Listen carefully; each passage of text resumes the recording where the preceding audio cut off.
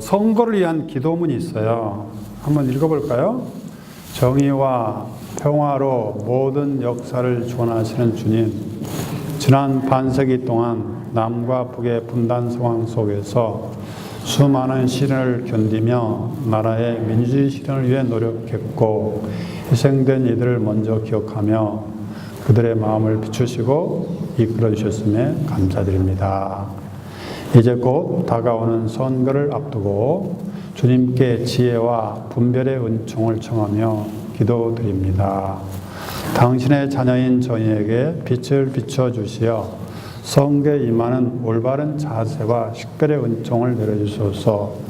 시대의 징표를 의하로 식별하여 나라와 민족의 미래를 바르게 이끌 정직하고 성실한 일꾼을 뽑도록 해주소서. 우리의 삶에 터진 이 땅에 공동선을 지향하는 민주주의의 뿌리가 확고히 내려질 수 있도록 국민 한 사람 한 사람이 깨어있도록 도와주소서. 부정부패가 사라진 깨끗한 정치를 실현할 수 있는 일을 뽑도록 도와주소서. 특히 우리 사회 안에서 부잘것없고 약한 이들을 돌볼 줄 알며 국민의 눈물을 닦아줄 수 있는 일꾼을 뽑도록 도와주소서. 십자가의 선을 통해 부활의 영광을 깨닫게 하신 주님, 올바른 선거로 나라를 바로 세우고자 하는 저희의 간절한 기도를 들어주소서. 우리 주 그리스도를 통하여 비나이다. 네, 이거 기도문이고, 그 다음에 이번 선거를 앞두고 주교님이 이제 담화문을 발표했어요. 한번 읽어볼까요? 사랑하는 형제 자매 여러분, 부활하신 주님의 은총과 자비가 여러분과 여러분의 가정, 세상에 함께 하시기를 기도드립니다. 그리스도께서는 더 이상 한 무덤에 계시지 않고 부활하시어 거기에 천생 빛이 되셨습니다.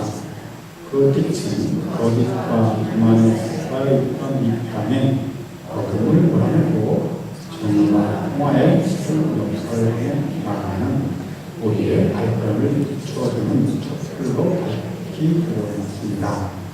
우리는 역사의 다른 길에서 개개인의 이해관계를 넘어 하나님께서 이 시대에 우리에게 원하는 바를 알아듣고 따르도록 해주고 있습니다. 다음 5월 9일 제19대 대통령 선거를 맞이하여 그리스도인으로서의 양심과 냉철한 판단으로 소중한 한 표를 행사하여 하나님의 초대에 응답합시다. 공동선을 위해 사용하는 투표의 막중한 권리와 의무를 잊지 맙시다. 가톨릭 교회의 사회교리는 정치 대표를 선출하고 교체하는 선거를 통해 정치 행위를 감시하고 통제하는 국민의 의무와 책임을 분명하게 가르칩니다. 선거 참여는 국민으로부터 모든 권력을 위임받은 민주주의의 신성한 의미이며 권리입니다. 공동선을 위해 존재하고 공동선 안에서 고유의 권리를 부여받은 정치 공동체를 생성하고 양육하는 국민의 의무가 선거를 통해 실현되기 때문입니다. 선거 참여를 통해 권력과 자유, 사회단체의 연대성과 다양성의 조화로운 성숙을 증거합시다. 정치인들의 귀중한 소명을 일깨우는 선거를 이룩합시다. 교회는 국민들에게 봉사하기 위해 국가 복지에 헌신하며 인부의 중책을 수락하는 사람들의 활동을 높이 평가합니다. 책임 있는 정치 권위는 공동선을 정치 활동의 참된 목표로 인식하고 봉사의 정신으로 임하는 이들에게만 부여됩니다. 선거는 국민과 인류 가족 전체의 공동선에 이바지하는 중재와 통합의 임무를 정치인에게 준엄하게 요구하는 행동입니다. 당리 당략을 위해 무책임한 공약을 남발하는 정치인을 거부하고 자유와 책임의식에 기초한 도덕적 힘으로 전 국민의 힘과 마음을 공동선과 한반도의 평화 증진을 모아내는 정치인의 소명을 일깨웁시다. 국민의 운명과 온전히 함께하며 사회 문제들에 대한 해결책을 모색하기 위해 성실한 책임을 다하는 정치인들을 가려냅시다.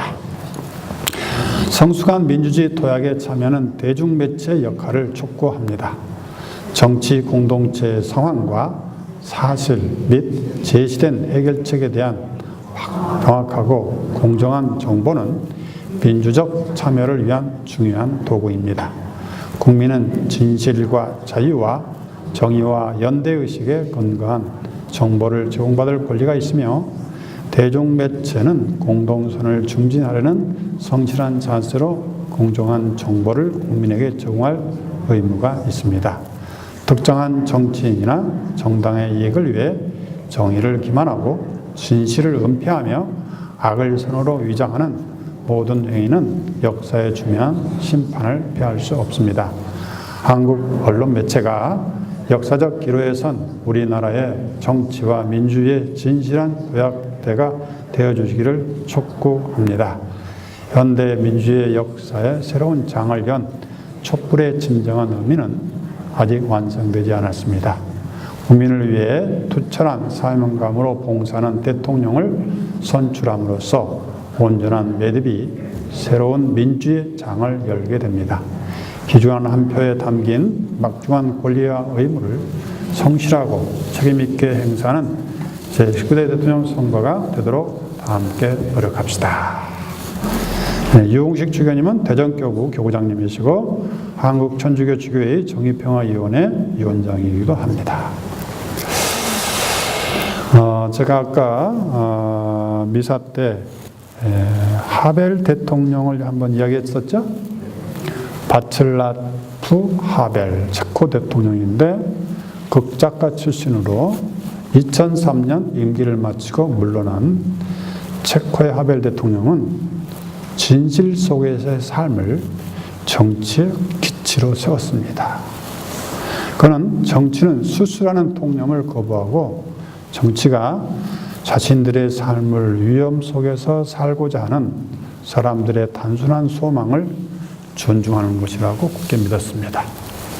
그래서 하벨은 정치 체제와 별도로 존재하는 진리 속에 있는 삶의 목표는 자신과의 조화, 이웃과의 조화를 유지하면서 사는 것, 경찰의 감시를 받지 않는 일, 상사나 동료들로부터 수모를 겪지 않는 것, 자신의 생각을 자유롭게 표현하는 것 등으로 정의하였습니다.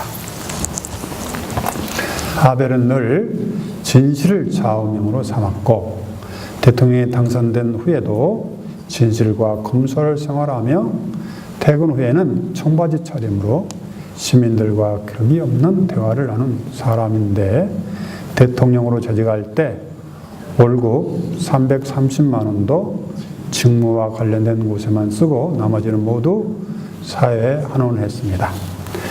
퇴직 후에 어떻게 생활할 것인지 묻는 어느 작가에게 작가 활동을 하면 가난한 대로 살 수 있고 특히 회고록을 쓰면 생활비는 나오지 않겠냐며 허허 웃었다고 한다.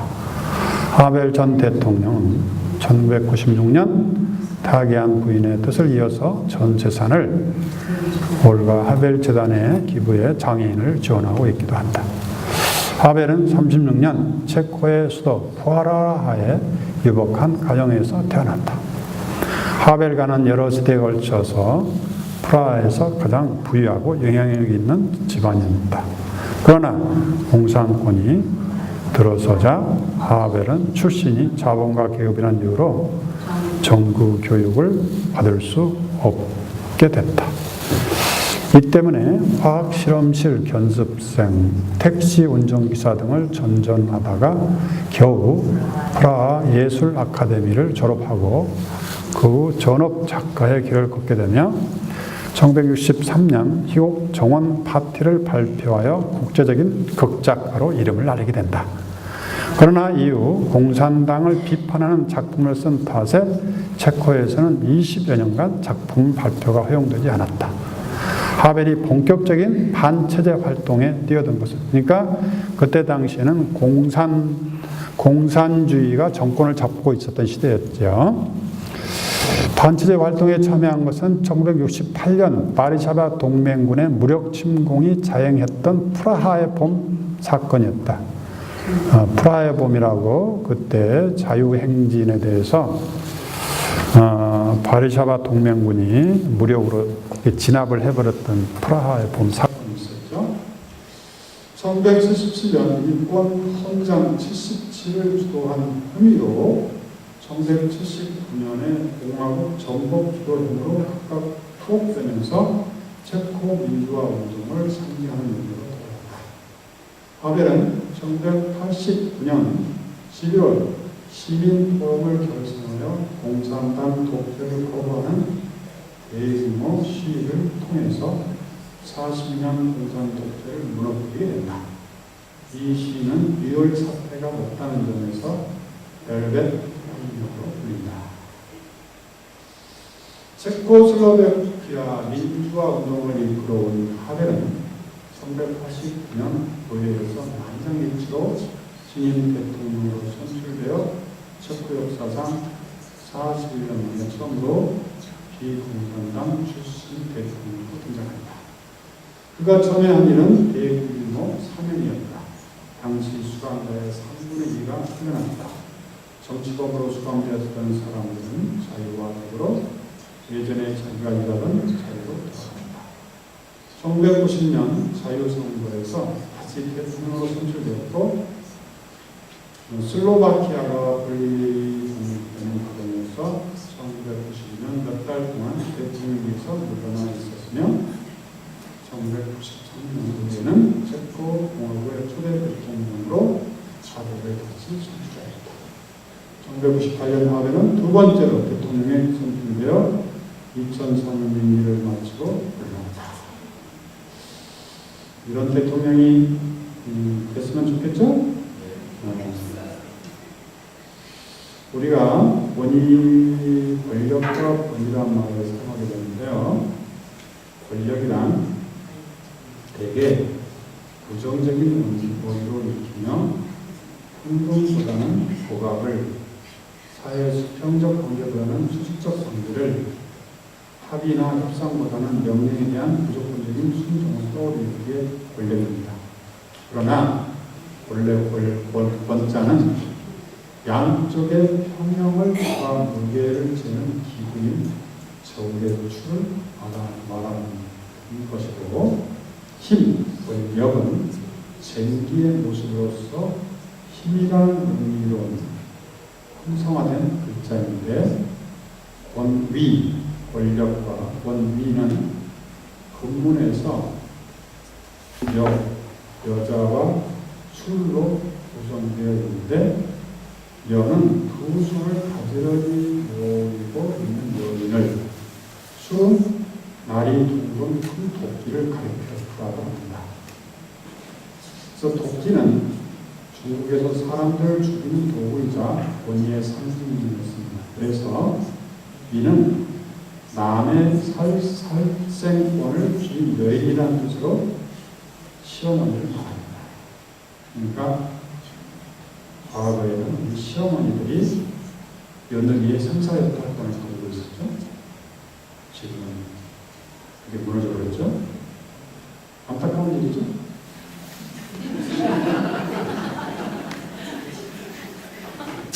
시어머니는 원시 모계사에서는 한 가족과 부족의 대표자이며 우두머리의 역할을 감당했던 가장 나이 많은 여인을 상징합니다. 이렇게 볼 때 권력이란 사람들의 관계에 평형을 부여하고 무게중심을 잡아두는 평등의 개념에서 출발합니다. 권력이 인간관계의 균형을 잡아두는 저울의 역할에 충실한다면 권력은 생산적인 것입니다. 하지만 저울이 그런 평형을 가져다주기 위해서 가장 우선시되는 저울 자체는 오류가 없어야 한다는 것이죠. 그렇지 않으면 저울은 어떤 신뢰도 걸 수가 없는 것입니다. 그러니까 권력이란 이렇게 세상이 기울이지 않고 누구나 다 법 앞에서 평등하게 자기의 민권을 유지하고 그렇게 할 수 있도록 사용하는 힘이어야 된다는 것이죠. 그런 의미에서 권력을 파워 오버와 파워 위스로 분리하게 됩니다. 파워, 지배체제를 말하는데요. 파워 오버로. 지배체제에서는 지배를 하는 사람이 있고 지배를 받는 사람이 있어요. 이거 누구나 다 싫어해요. 상과 벌로 체제가 유지되고 두려움과 비교와 경쟁을 끌어오는 갈등과 고통이 생기게 만들었습니다. 지배하는 힘은 폭력과 서해를 유지하며 지위를 강조하고 돈이 있어야 돼요. 권위가 있어야 돼요. 나이가 있어야 돼요. 물리적인 힘으로 끌어나가면서 지배하게 되는 것이죠.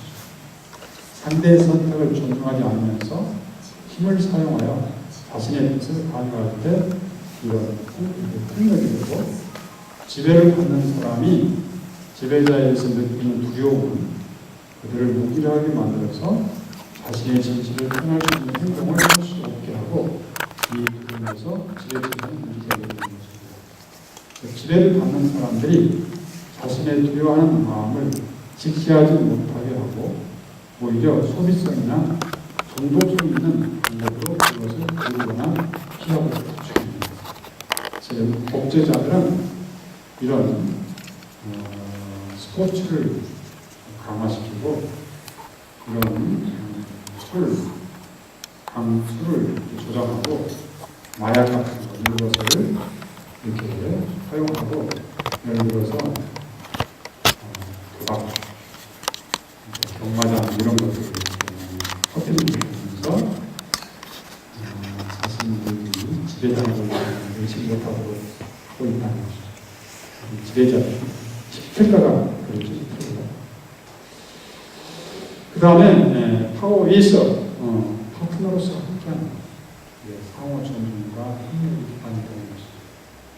우리 가정에 보면 지배체제, 파워, 지배를 하는 가정도 있고 파트너로서 있는 가정도 있어요.